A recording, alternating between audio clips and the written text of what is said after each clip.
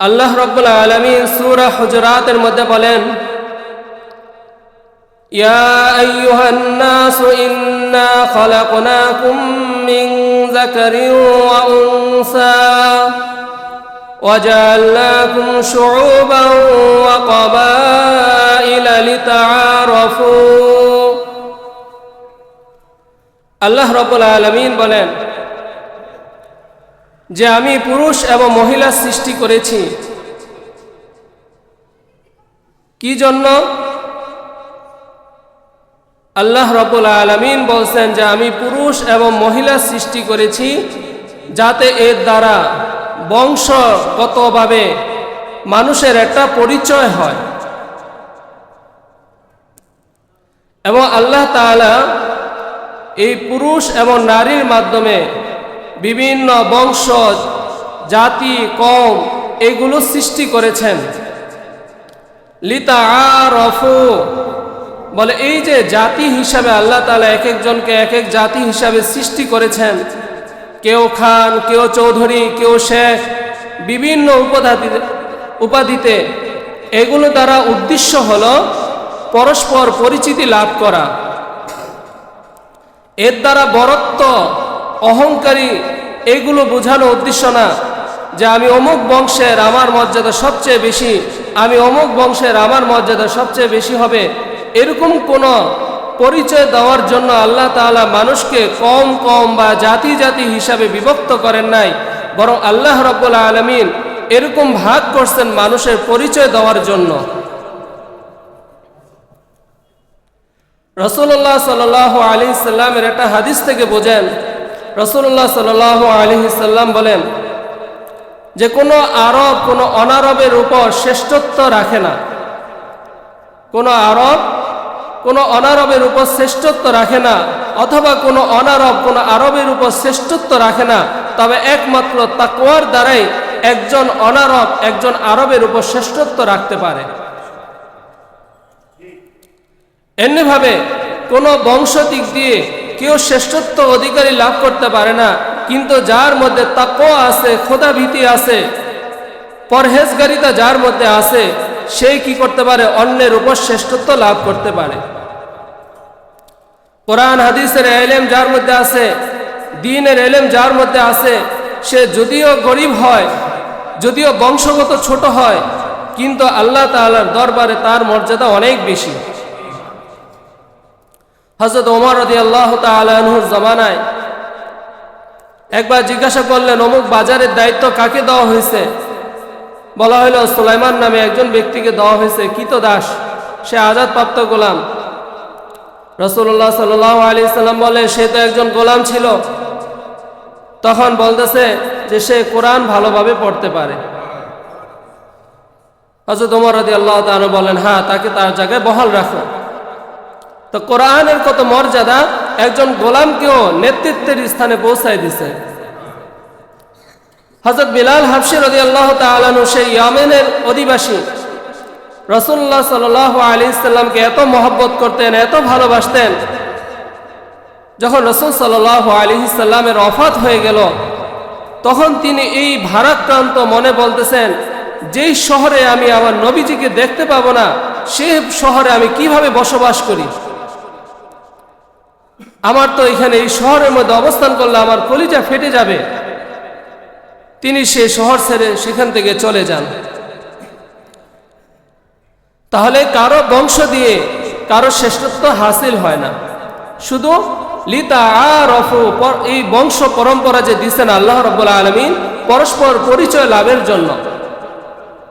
আল্লাহ তাআলা এরপর একটা উসুল বলে দিতেছেন, ইন্না আকরামাকুম ইনদাল্লাহি আতকাকুম, তোমাদের নিকট সবচেয়ে আল্লাহর কাছে বেশি সম্মানিত ওই ব্যক্তি যে তোমাদের মধ্যে সবচেয়ে বেশি খোদাভীরু, যার মধ্যে তাকওয়া খোদাভীতি আছে, সেই আল্লাহ তাআলার কাছে সবচেয়ে বেশি সম্মানিত। বংশের মাধ্যমে আল্লাহর কাছে সম্মানিত হতে পারবে না, নাম পরিচয়ের মাধ্যমে আল্লাহর কাছে সম্মানিত হতে পারবে না, তাকওয়ার দ্বারা, খোদাবিধির দ্বারা আল্লাহ তাআলার কাছে সম্মানিত হতে পারবে। তো এই যে আল্লাহ রাব্বুল আলামিন এই আয়াতটা নাজিল করে এটা বুঝাইছেন যে তোমাদেরকে যে আমি সামাজিকভাবে বিভক্ত করেছি, এটা তোমাদের পরস্পর পরিচয় বহন করার জন্য, নিছক অন্য কোনো উদ্দেশ্যে নয়। যে আল্লাহ রাব্বুল আলামিন হযরত আদম আলাইহিস সালামকে সৃষ্টি করেছেন, যে আল্লাহ রাব্বুল আলামিন হযরত আদম আলাইহিস সালামের পাঁজরের হাড় থেকে হাওয়া আলাইহিস সালামকে সৃষ্টি করেছেন, এরপর তাদের দ্বারা এইভাবে সমাজ রাষ্ট্র গঠন হয়েছে।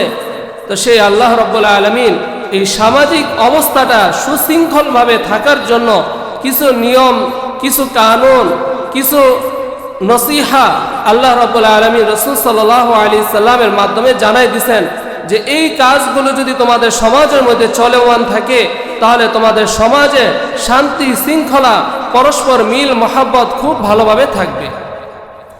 তখন ঝগড়া হবে না, এক গ্রামের লোক আরেক গ্রামের উপর টেটা মল্লা নিয়ে যুদ্ধ করতে যাবে না। তখন পরস্পর এক ভাই আরেক ভাইয়ের সাথে সম্মানের সাথে থাকবে।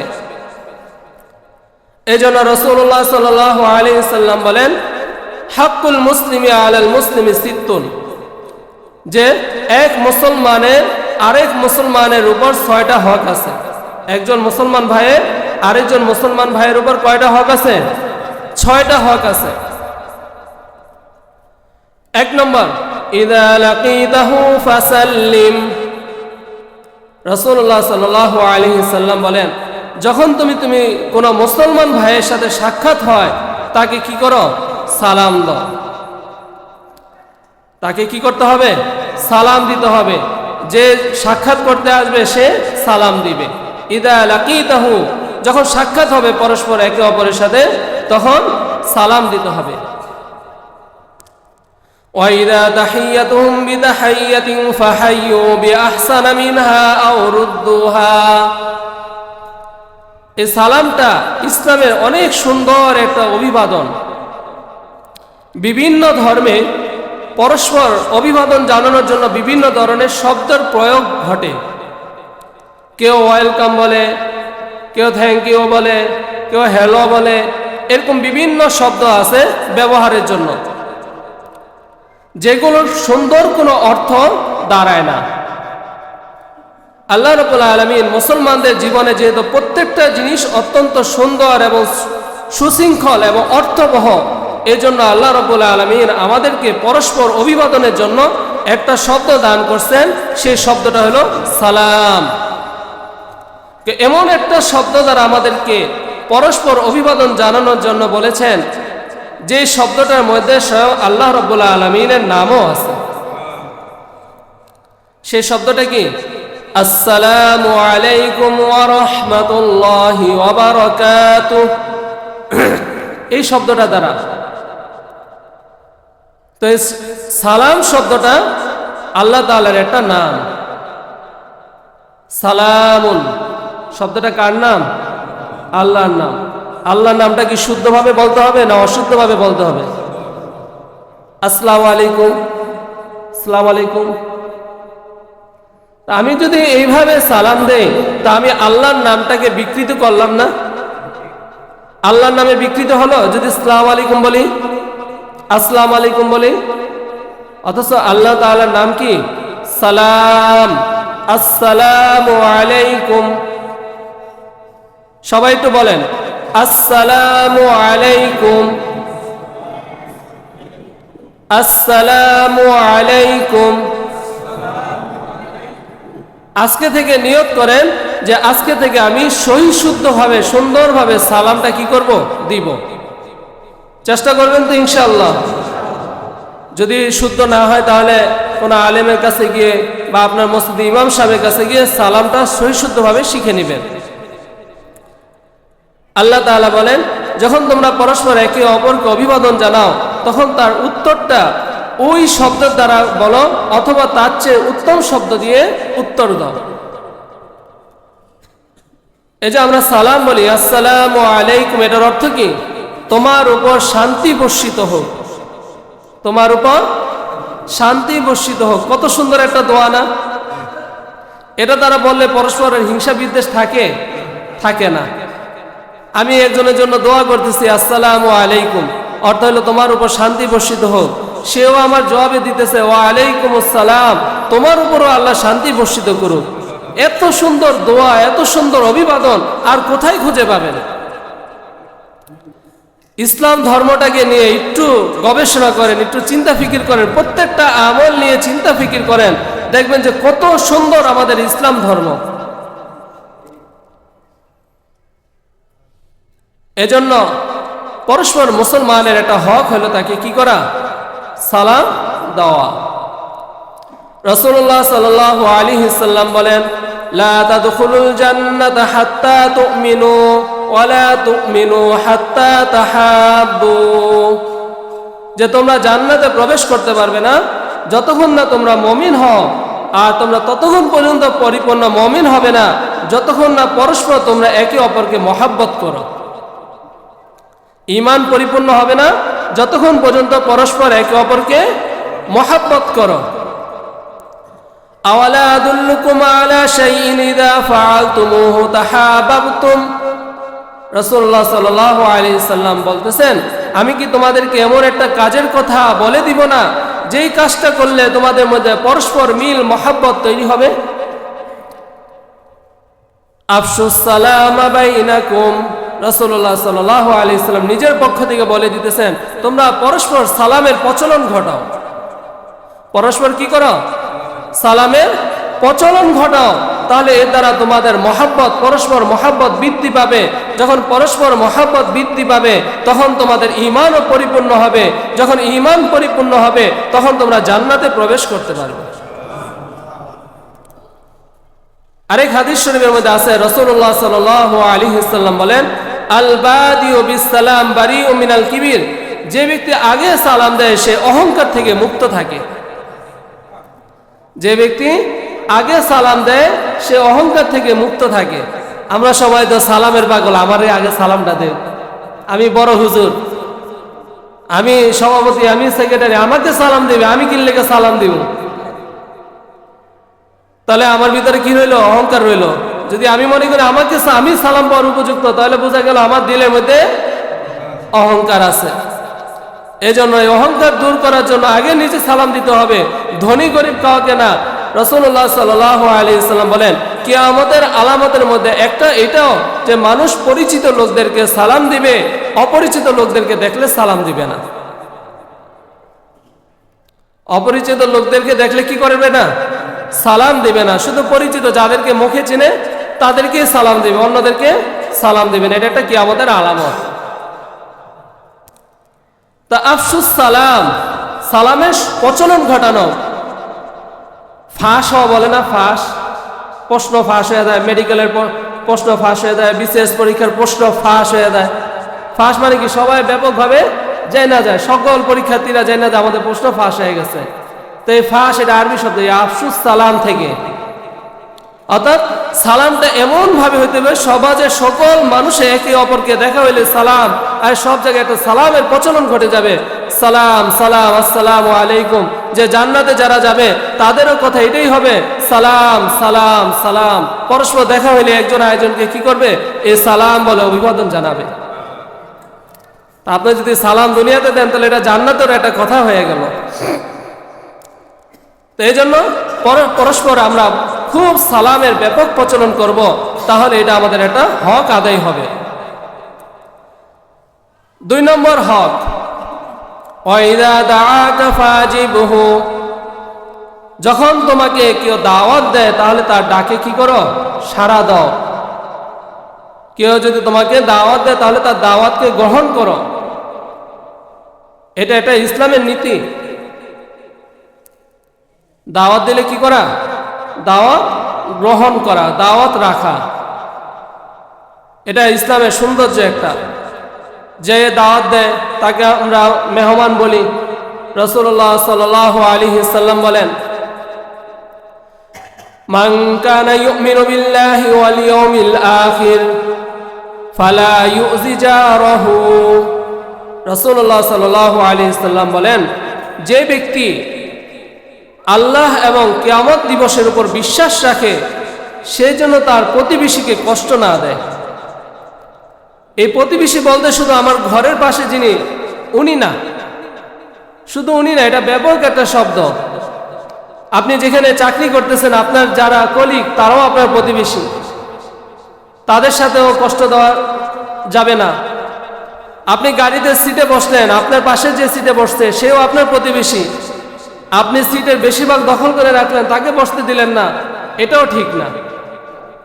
সর্বক্ষেত্রে এই জিনিসটা, আপনি যেখানে যেই কাজে যাবেন সেখানে এই বিধানটা মনে রাখবেন যে রাসূলুল্লাহ সাল্লাল্লাহু আলাইহি সাল্লাম বলেন, ফালা ইউজি জারহু, কেউ যেন তার প্রতিবেশীকে কষ্ট না দেয়। আমান কানা ইউমিনু বিল্লাহি ওয়াল ইয়াউমিল আখির ফালইউকরিম দাইফাহু। রাসূলুল্লাহ সাল্লাল্লাহু আলাইহি সাল্লাম বলেন, যে ব্যক্তি আল্লাহর প্রতি এবং শেষ দিবসের প্রতি বিশ্বাস রাখে সে যেন তার মেহমানের সম্মান করে। মেহমানের সম্মান করা, আমাদের বাড়িতে মেহমান আসলে তাকে সম্মান করতে হবে। অবস্থা এখন এমন, মেহমান আসলে মুখ কালা হয়ে যায়। মেহমান আসলে কি হয়ে যায়? মুখ কালো হয়ে যায়, হ্যাঁ টাকা পয়সা সব শেষ হয়ে যাবে। এই অবস্থা মনের থেকে দূর করতে হবে। মেহমান বরকত নিয়ে আসে। মেহমান কি নিয়ে আসে? বরকত নিয়ে আসে। এই যে মেহমানের জন্য ভালো খাবারটা খাইলেন, এই মেহমানের উসিলায় আল্লাহ আপনাকে ভালো খাবারটা খাওয়াইতেছে। এই জন্য এটা বিশ্বাস রাখতে হবে। দেখবেন যার ঘরে মেহমান বেশি তার ঘরের মধ্যে বরকত বেশি। তো মেহমানের সম্মান করতে হবে। রাসূলুল্লাহ সাল্লাল্লাহু আলাইহি সাল্লামের ঘরে একবার এক অমুসলিম মেহমান হয়ে আসছে। রাসূলুল্লাহ সাল্লাল্লাহু আলাইহি সাল্লাম তাকে মেহমানদারি করেছেন, তাকে খাবার দিয়েছেন, তার বিছানা সব কিছু তৈরি করে দিয়েছেন। একজন ইহুদি তার মেহমান হয়েছে, তিনি তাকেও কি করছেন? সম্মান করছেন। এই মেহমানদারির প্রচলন শুরু হয়েছে হযরত ইব্রাহিম আলাইহিস সালামের জমানা থেকে। ইব্রাহিম আলাইহিস সালাম প্রতি ওয়াক্তে খানা কোন একজন মেহমানকে নিয়ে করতেন। মেহমান না পেলে তিনি খানার জন্য দেরি করতেন, বলতেন সে আমার জন্য রহমত নিয়ে আসবে, আমার জন্য বরকত নিয়ে আসবে। এবার হাদিসের তৃতীয় অংশ, মান কানা ইউমিনু বিল্লাহি ওয়াল ইয়াউমিল আখির ফালিয়াকুল খায়রান আও লিয়াসমুত। যে ব্যক্তি আল্লাহ এবং শেষ দিবসের প্রতি ঈমান আনে, বিশ্বাস রাখে, সে যেন কথা বললে ভালো কথা বলে, নতবা চুপ থাকে। কথা বললে কি কথা বলতে হবে? ভালো কথা বলতে হবে, নতবা কি থাকতে হবে? চুপ থাকতে হবে। মা ইয়ালফিযু মিন কাওলিন ইল্লা লাদাইহি রাকীবুন আতীদ। মানুষ তার জবান দ্বারা যেই কথাটা ফালায়, যেই কথাটা বের করে, এগুলো ফেরেশতারা সাথে সাথে সংরক্ষণ করে ফেলে। কাকে কথা বলার সময় গালি দিতেছেন, কাকে কি কথা বলার সময় বকা দিতেছেন, এগুলো সাথে সাথে ফেরেশতারা লিখে ফেলে। এজন্য সাবধান, আমার বদ আমলের পাল্লা যেন ভারী না হয়।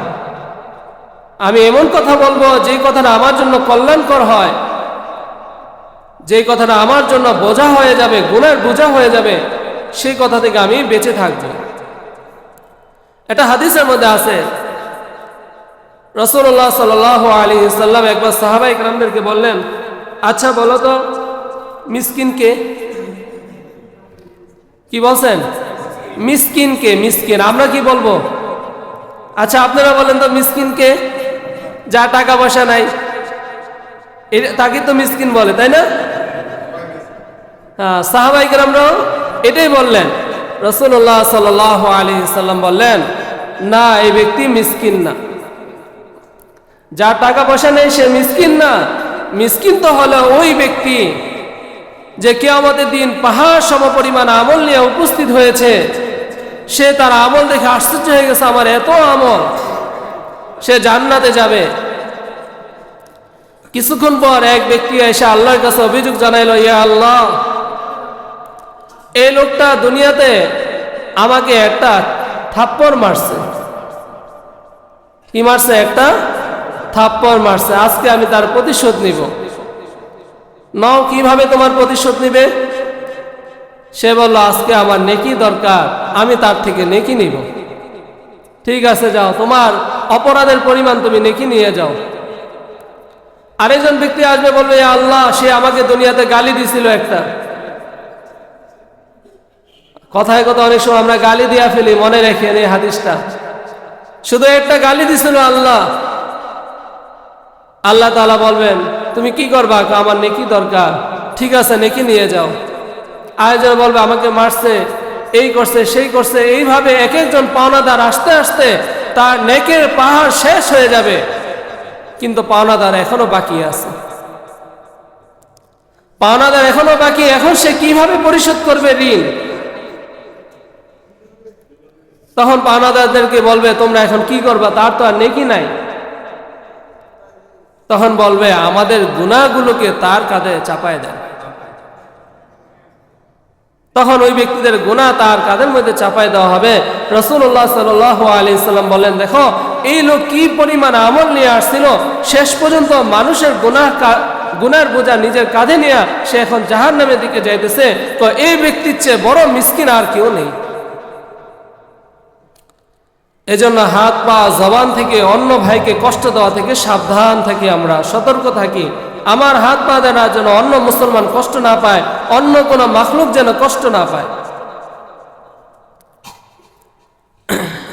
রাসূলুল্লাহ সাল্লাল্লাহু আলাইহি ওয়াসাল্লাম বলেন, আল মুসলিমু আখুল মুসলিম লা ইয়াজলিমুহু। একজন মুসলমান হলো আরেকজন মুসলমানের ভাই, সে অপর মুসলমানের প্রতি কি করে না? জুলুম করবে না। মুসলমান মুসলমানের প্রতি জুলুম করবে না। একটা ছোট্ট ঘটনা বলি। আমাদের কাছাকাছি লোক ছিল এরকম একজন বড় আল্লাহওয়ালা মোল্লা জিওয়ান রহমতুল্লাহ আলাই, খুব সাদাসিধা মানুষ। তো একবার এসে তাকে বলতেছে একজন লোক, হুজুর আপনার স্ত্রী তো বিধবা হয়ে গেছে। একজন লোক এসে তার কাছে এসে বলতেছে যে আপনার স্ত্রী তো বিধবা হয়ে গেছে। হুজুরে কান্নাকাটি শুরু করছে, আল্লাহ কি হলো? বিষয়টা বুঝছেন? তখন আরেকজন লোক এসে বলতেছে, হুজুর আপনি কাঁদতেছেন কেন? এক লোক বললো আমার স্ত্রী বলে বিধবা হয়ে গেছে, এই জন্য আমি কাঁদতেছি। তাহলে আপনি কি? আপনি তো জীবিত। হায় আল্লাহ, সে তো মুসলমান। যে কথাটা আমাকে বলছে আমার স্ত্রী বিধবা হয়ে গেছে, মিথ্যা কথা বললো। আমি তো বিশ্বাস করছি তার কথা, কারণ সে একজন কি? মুসলমান। মুসলমান কি মিথ্যা কথা বলতে পারে? মুসলমানকে অন্যের প্রতি জুলুম করতে পারে? আল্লাহু আকবার। এজন্য ভাই জুলুম না করি। অন্যের জায়গা দখল করে, অন্যের সম্পত্তি ছিনায় নিয়া, অন্যের জায়গা জমি নিয়া, অন্যের সম্পদ ভক্ষণ করা, এগুলো আমার জন্য জাহান্নামের অগ্নি হবে। এজন্য কারো প্রতি কি করব না? জুলুম করব না। রাসূলুল্লাহ সাল্লাল্লাহু আলাইহি সাল্লাম বলেন, যে ব্যক্তি তার ভাইয়ের কোনো হাজত পুরা করার চেষ্টার মধ্যে থাকে, আল্লাহ তাআলা কিয়ামতের দিন তাকে কিয়ামতের বড় বড় মুসিবত থেকে হেফাজত করবেন। ওমান সাতারা মুসলিমান সাতারাল্লাহু ইয়াউমাল কিয়ামা। দুনিয়াতে যদি কোনো মুসলমান ভাই আরেক মুসলমানের কোনো দোষ ত্রুটিকে গোপন রাখে, তাহলে আল্লাহ তাআলা কিয়ামতের দিন তার দোষ ত্রুটিকে গোপন রাখবে। আমরা মানুষের একটা কিছু পাইলেই সাথে সাথে প্রকাশ করে দেয় যে অমুকে তো এটা করছে, তা সে লজ্জিত হয়। আর এটা কেউ করলাম না, সে একটা দেখেই মানুষকে বলে দিল, সে লজ্জা পায়। তো এই গুণাটা যদি সে গোপন রাখতো, যে হয়তো বলে করে ফেলেছে তাকে আমি কারোর কাছে না বলি, তাহলে আল্লাহ তাআলা কি করতেন? কিয়ামতের দিন তার এমন অনেক দোষ ত্রুটি আছে যেগুলো কিয়ামতের দিন মানুষের সামনে প্রকাশ পাবে, তখন সে লজ্জিত হবে। 3 নম্বর, ওয়াইদাস্তানসাহাকা ফানসাহ লাহু। কেউ যদি কোনো মুসলমান ভাইয়ের কাছে নসিহত চায়, কল্যাণ কামনা চায়, তাহলে সে তার জন্য কি করে? কল্যাণ কামনা করে। কারণ এই দিনটার নাম হইল আদ-দীন ওয়ান নাসিহা। আদ-দীন ওয়ান নাসিহা, এই দিনটাই হলো কল্যাণ কামনাকারী। যে এক মুসলমান আরেক মুসলমানের কি করবে? কল্যাণ কামনা করবে। এক মুসলমান আরেক মুসলমানের হিতাকাঙ্ক্ষী হবে। এটাই হলো ইসলামের সৌন্দর্য। মুসলমান মুসলমানের থেকে বিপদ আপদ দূর করবে, তার বিপদে পাশে দাঁড়াবে, এটাই হলো ইসলামের সৌন্দর্য। আমরা হায়াতুস সাহাবার মধ্যে একটা ঘটনা পড়ি না? এক সাহাবী একটা বকরির মাথা ছিল, এই বকরির মাথাটাকে সে কি করছে? নিজে তো অভাবে আছে, তারপর মনে করতেছে যে আমার পাশের বাসার লোক আরো বেশি অভাবী। তা সে কি করছে? ওই বকরির মাথাটাকে পাশের বাড়িতে দিয়ে দিছে। পাশের বাড়ির লোক আবার মনে করতেছে আমার প্রতিবেশী, সেও আমার চেয়ে আরো বেশি অভাবী, তাকে আমি দিয়ে দিই। এইভাবে ঘুরতে ঘুরতে 7 ঘর ঘুরা প্রথম যে ব্যক্তি দান করছিল আবার তার ঘরে বকরির মাথাটা আসছে। এটার নামই তো ইসলাম। মুসলমানরা তো লোভী না, মুসলমানরা তো পরাশ্রী কাতর না, স্বার্থবাদী না। মুসলমানরা যুদ্ধের ময়দানে জীবন চলে যেতেছে, এক ভাই পানি নিয়ে আসছে, নাও পানি খাও। পাশে থেকে এক আহত যোদ্ধা বলতেছে পানি পানি, আমাকে পানি দাও। ওই ব্যক্তির কাছে গেছে, বলতেছে আমার পানি লাগবে না, ওই ভাইকে দাও। ওই ভাইয়ের কাছে নিয়ে গেছে, পাশে আরেকজন বলতেছে যে আমাকে পানি দাও পানি দাও। ওই মৃত পথ যাত্রী ব্যক্তি সে বলতেছে আমার পানি লাগবে না, আমার ওই ভাইকে দাও। এটাই হলো মুসলমান জাতি। এরাই মুসলমান জাতি, যে মুসলমান স্বার্থান্বেষী না, তারা পরস্পর হিত কামনাকাঙ্ক্ষী। এই জন্য আমরা লোভী না হয়ে, স্বার্থপর না হয়ে পরস্পর কল্যাণ কামনার্থে একে অপরের কি হব, সহযোগী হব। এটাই হলো আমাদের এই দ্বীনের তাকাজা। 4 নম্বর একটা আমল, ছোট্ট একটা আমল, সেটা হলো ওয়াইদা আতাসাফা হামিদাল্লাহ ফাশাম্মিতুহু। আমরা হাসি দেই না অনেক সময়, এই হাসি দেওয়া এটা একটা আমলের মধ্যে আছে। যে কেউ একজন হাসি দিল, হাসি দেওয়ার পর সে কি বলবে, আলহামদুলিল্লাহ বলবে। আমলটা জানা আছে না সবার? হাসি দিয়ে কি বলতে হয়, আলহামদুলিল্লাহ বলতে হয়। এরপর যে তার এই আলহামদুলিল্লাহ বলা শুনবে, সে তার উত্তরে দিবে ইয়াহদিকুমুল্লাহ, ইয়ারহামুকাল্লাহ। সে তার উত্তরে কি বলবে, ইয়ারহামুকাল্লাহ। এটা হলো ফাশাম্মিতু, হাসির উত্তর। তো বলতেছে হাসিদাতা যখন আলহামদুলিল্লাহ বলবে, তখন যে এই আলহামদুলিল্লাহ বলাটা শুনবে, সে উত্তরে কি বলবে, ইয়ারহামুকাল্লাহ বলবে। যখন ইয়ারহামুকাল্লাহ বলবে, তখন ওই হাসিদাতা আবার বলবে ইয়াহদিকুমুল্লাহ ওয়া ইউসলিহ বালাকুম। এটার জন্য এত দোয়া কেন? হাদিসের মধ্যে আছে ইন্নাল্লাহা ইউহিব্বুল আত্তাস ওয়া ইউকরাহুত তাসাউব। আল্লাহ রাব্বুল আলামিন আত্তাস, এই যে হাসি আসে, এটাকে পছন্দ করেন। হাসি আসাটাকে কি করেন, আল্লাহ তাআলা পছন্দ করেন। আর এটা আছে হাই তোলা, আমরা বলি হাই, অলসতার কারণে আমরা হাই উঠাই না, আল্লাহ তাআলা এটাকে কি করেন, অপছন্দ করেন। তা হাদিসের মধ্যে আছে তোমাদের কারো যদি এরকম হাই আসতে থাকে, হাসি আসতে থাকে, তাহলে এটা যথাসম্ভব এটাকে প্রতিহত করা, অর্থাৎ যাতে না আসে। আর যদি এসে যায় তাহলে হাত কি রাখা, বাম হাত মুখের উপরে রাখা, রেখা ই করা, এরপর আলহামদুলিল্লাহ বলা। আর যে শুনবে সে কি বলবে, ইয়ারহামুকাল্লাহ বলবে, অর্থাৎ আল্লাহ তাআলা তোমার প্রতি রহম করুন। যেহেতু হাসিটা আসছে এটা আল্লাহ তাআলার পক্ষ থেকে, এজন্য সেও তার এই দোয়ার পরিপ্রেক্ষিতে বলবে ইয়াহদিকুমুল্লাহ, আল্লাহ তাআলা তোমাকে হেদায়েত দান করুন, ওয়া ইউসলিহ বালাকুম, তোমার অন্তরকে আল্লাহ তাআলা পরিশুদ্ধ করে দেয়। ছোট্ট একটা হাসির, এটা কত সুন্দর একটা ইসলামের আমল। 5 নম্বর ওয়াইদা মারিদা ফাদুহু। যখন তোমাদের কোনো মুসলমান ভাই অসুস্থ হয়ে যায়, তখন তোমরা তাকে কি করো, সেবা শুশ্রূষা করো, তাকে দেখতে যাও। ইয়াদাতুল মারিজ বলা হয়।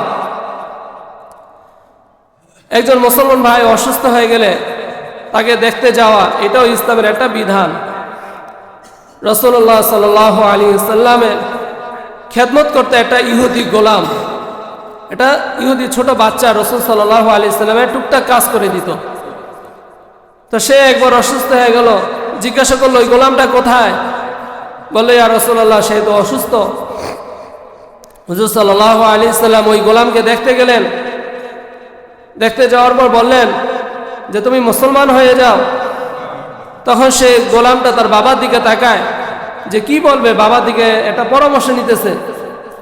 বাবাও ইহুদি, তো ছেলের দিকে বলতেছে তুমি তোমার মনিবের হুকুমটাই মাইনা নাও, তুমি মুসলমান হয়ে যাও। ওই গোলামটা মুসলমান হয়ে গেছে। তাহলে এই যে অসুস্থ রোগীকে দেখা, এটা ইসলামের অনেক বড় একটা আমল। অনেক সাহাবী, এরকম হযরত হুসাইন রাদিয়াল্লাহু তাআলা আনহু একজন সাহাবী ছিলেন। উনি প্রায় 18-23 বছরের মতো অসুস্থ ছিলেন, বিছনায় পড়া ছিলেন। রাসূল সাল্লাল্লাহু আলাইহি ওয়াসাল্লাম মাঝে মধ্যে তাকে দেখতে যেতেন। এরকম আমাদের অনেক আত্মীয় স্বজন, পাড়া প্রতিবেশী অসুস্থ থাকে, তাকে আমরা দেখতে যাব। তাহলে এইগুলোর দ্বারা কি হবে? সমাজের ভারসাম্য ঠিক থাকবে, পরস্পর মিল মহব্বত ঠিক থাকবে। রাসূলুল্লাহ সাল্লাল্লাহু আলাইহি ওয়াসাল্লাম বলেন, ইন্নাল মুসলিমা ইযা আদা আখাহুল মুসলিম লাম ইয়াজাল ফি খিরফাতিল জান্নাতি হাত্তা ইয়ারজিআ।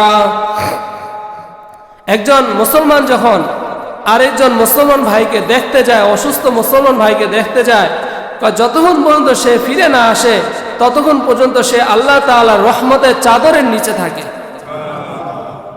অসুস্থ ব্যক্তিকে দেখে ফিরে আসার আগ পর্যন্ত সে আল্লাহ তাআলার রহমতের চাদরের নিচে থাকে। আরেক হাদিসের মধ্যে আছে, মা মিন মুসলিমিন ইয়াউদু মুসলিমান গাতওয়াতান ইল্লা সাল্লা আলাইহি ৭০,০০০ মালাকিন হাত্তা ইউমসিয়া। রাসূলুল্লাহ সাল্লাল্লাহু আলাইহি ওয়াসাল্লাম বলেন, কোন মুসলমান ভাই অপর একজন অসুস্থ মুসলমানকে সকালবেলা দেখতে গেল। কখন? সকালবেলা দেখতে গেল।